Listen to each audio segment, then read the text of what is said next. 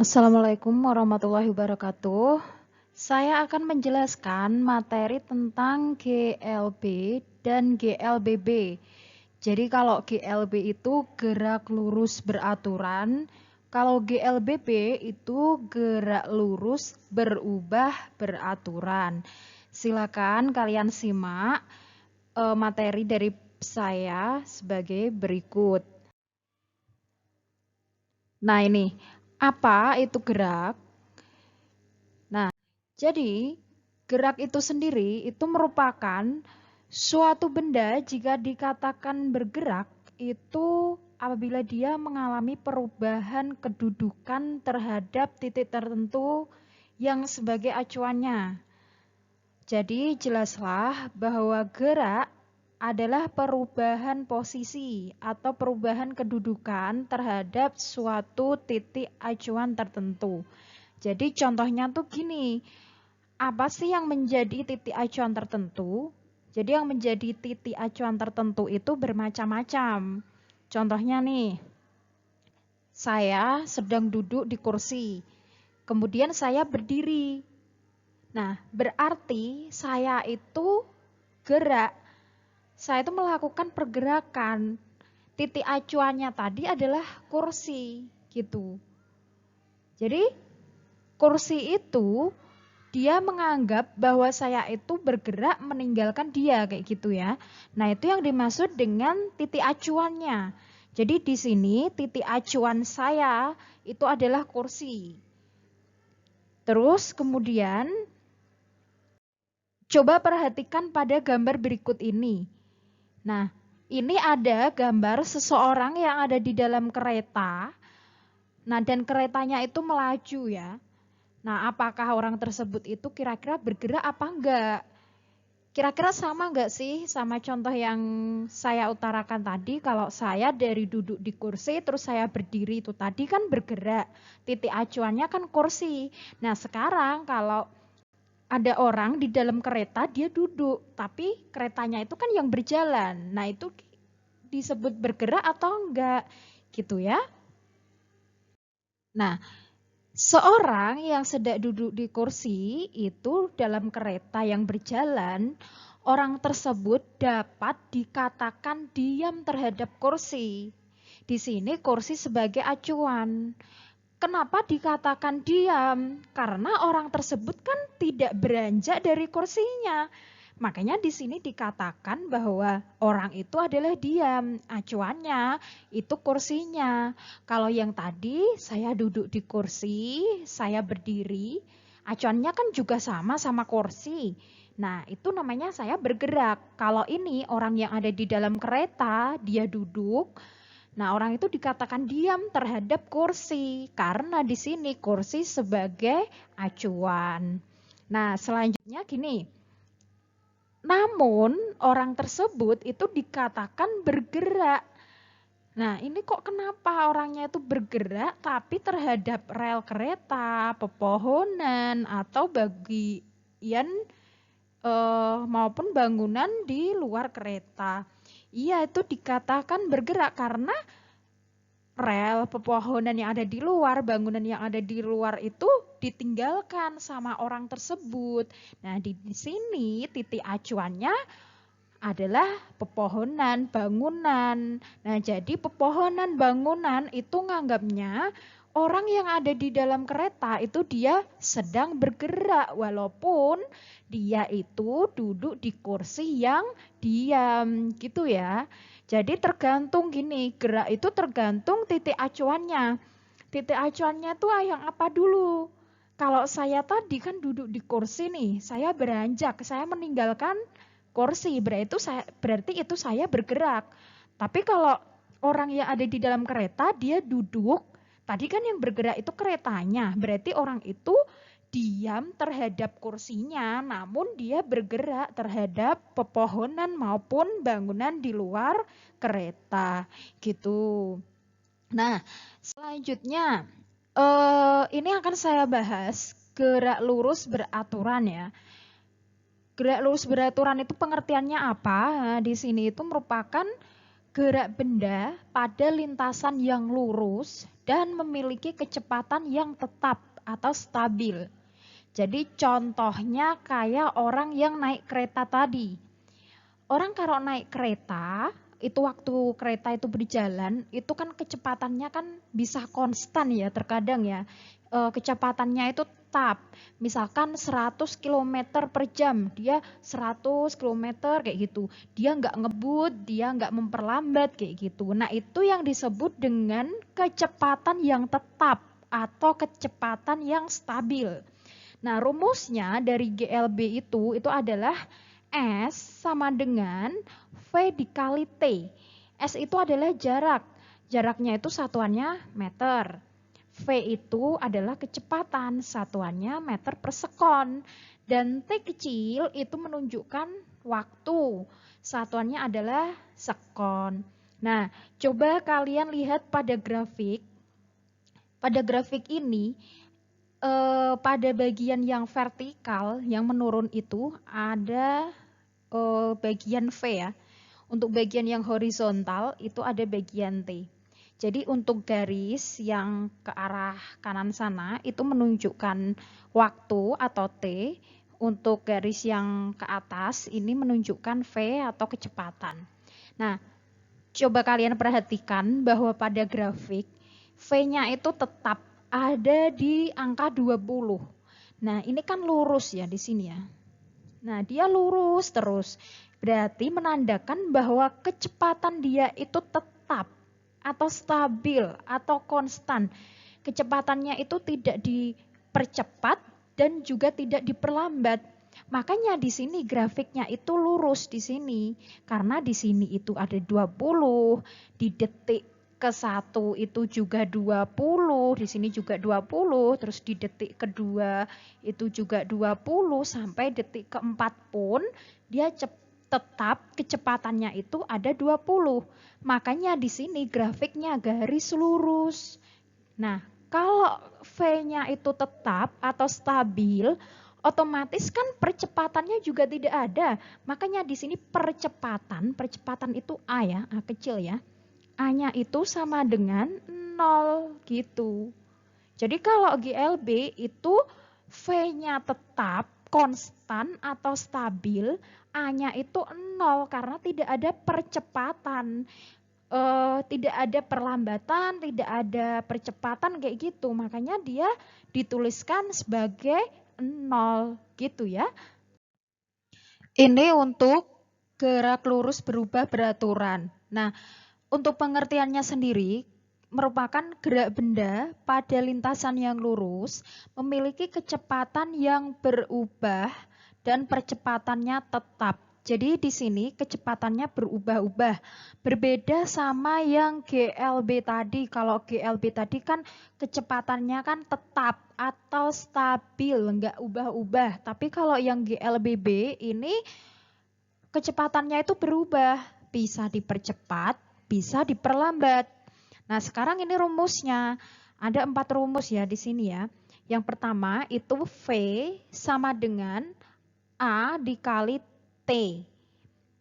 A di sini adalah percepatan. Jadi kan kalau V-nya ini berubah menjadi banyak, otomatis A-nya kan juga berubah kayak gitu.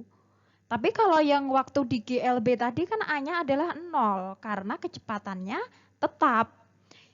Terus kemudian rumus yang kedua itu ada VT sama dengan V0 plus minus A kali T.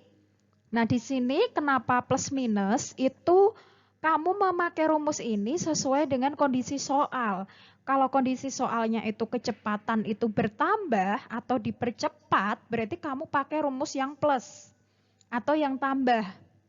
Tapi kalau misalkan di soalnya itu diperlambat, itu berarti kamu memakainya yang rumus yang min atau yang tanda kurang.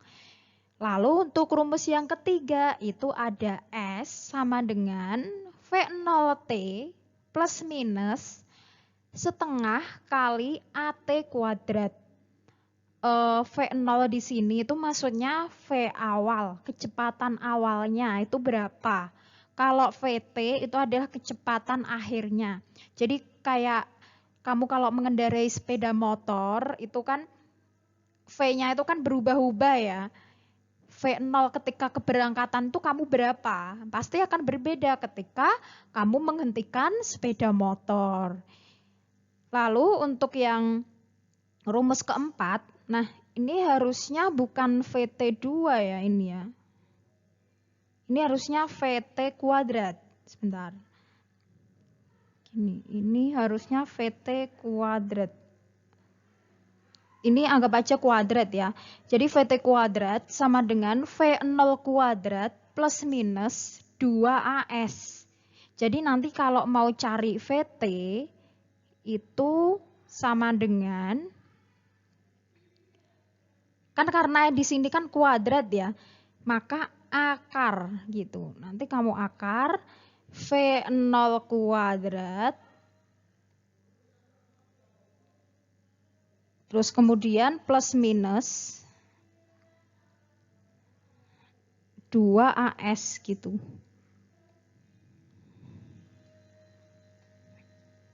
Nah, jadi karena tadi rumusnya kuadrat, maka nanti kalau mencari VT-nya itu harus kamu akar.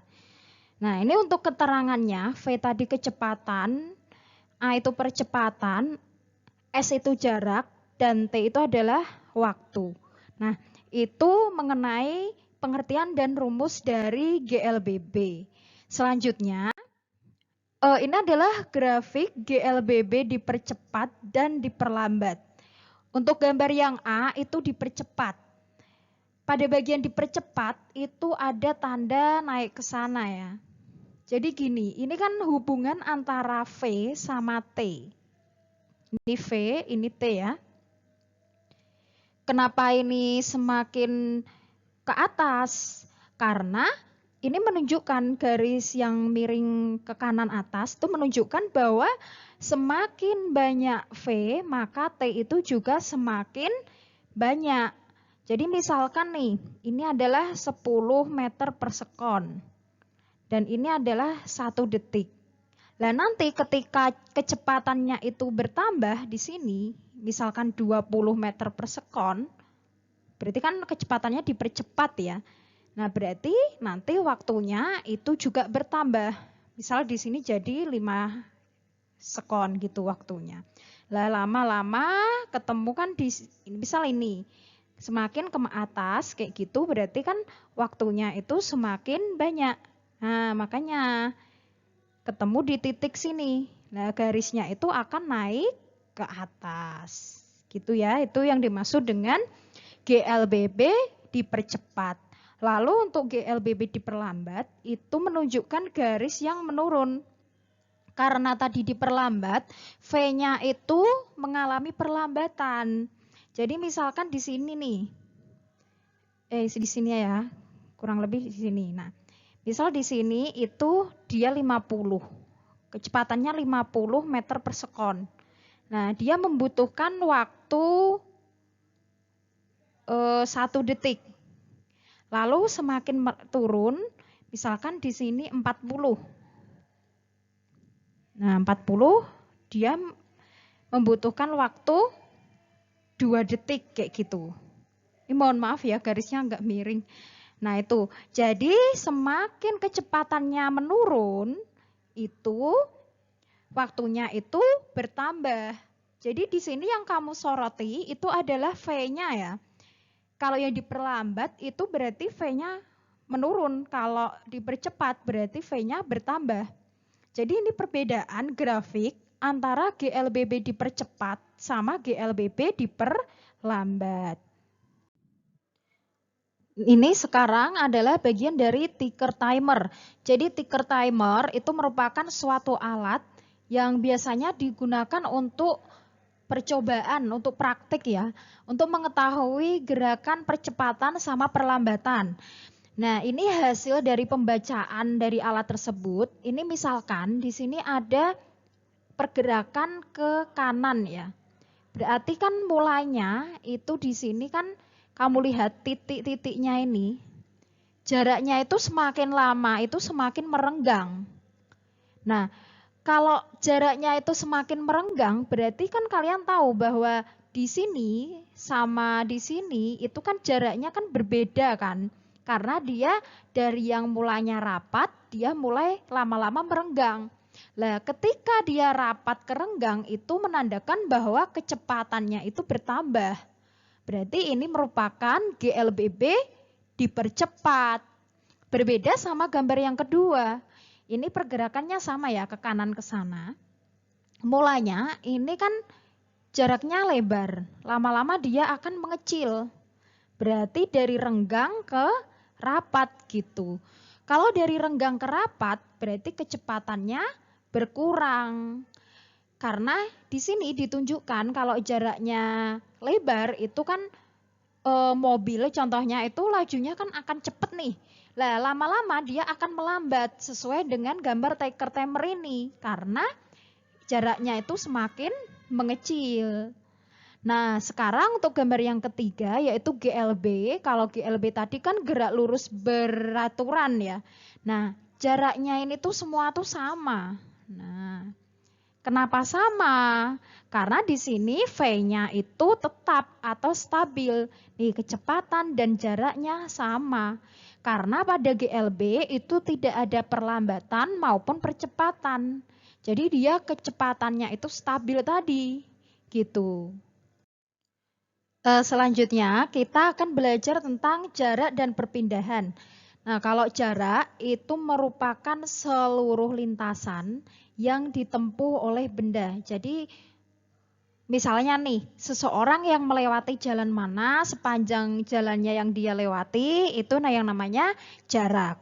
Tetapi kalau perpindahan itu merupakan garis lurus terpendek yang menghubungkan titik awal dan titik akhir. Contohnya seperti ini. Nah, ini ada gambar anak yang lari mengelilingi lapangan ya ini ya. Dia mengelilingi kayak gini. Nah, titik awalnya tadi kan di sini. Maka dia juga berakhirnya juga pada titik ini. Nah, anak menempuh jarak itu sebesar keliling lapangan. Karena dia kan mengelilingi lapangan. Itu adalah jaraknya. Jadi jarak itu yang ditempuh sama anak tersebut. Namun perpindahannya 0. Kenapa 0? Karena titik awal sama dengan titik akhir. Ini loh maksudnya, titik awalnya tadi kan di sini. Titik akhirnya dia kan juga di sini juga. Jadi antara titik awal sama titik akhir itu dia berhimpit, makanya di situ tidak ada yang namanya perpindahan. Berbeda sama gambar yang bawah. Misalkan ini ya, ada segitiga, ini ada A, kemudian ini B, lalu yang ini C. Saya kasih titik A, B, C. Nah, untuk jaraknya, jarak itu misalkan ya, di sini ada AB itu adalah 3 kilo. 3 km, kemudian BC-nya itu ada 4 km. Nah, berarti jarak yang ditempuh seseorang anak itu berjalan dari A, B ke C ya. Berarti jarak yang ditempuh dia dari A ke B kan 3 kilo, B ke C kan 4 kilo. Berarti jaraknya yang dia tempuh adalah ditambahkan 3 ditambah 4. Berarti jarak dia adalah 7 km. Nah, kalau perpindahannya, tadi kan perpindahannya dikatakan selisihnya antara titik awal sama titik akhir ya. Titik awalnya itu kan ada di sini nih, titik akhirnya kan ada di C. Berarti ini yang dimaksud dengan perpindahan. Berarti rumusnya adalah rumus Pythagoras. Jadi 3 kuadrat ditambah 4 kuadrat itu ya. Lalu kita peroleh perpindahannya adalah 5 km. Nah, kalau di gambar yang kedua ini, titik A sama titik C itu kan tidak berhimpit. Makanya dia punya perpindahannya. Beda sama gambar yang atas tadi. Kalau gambar yang atas tadi kan titik awal sama titik akhirnya kan berhimpit sama gitu. Nah, itu yang dimaksud dengan jarak dan perpindahan. Nah, itu tadi penjelasan dari saya. Semoga bermanfaat. Wassalamualaikum warahmatullahi wabarakatuh.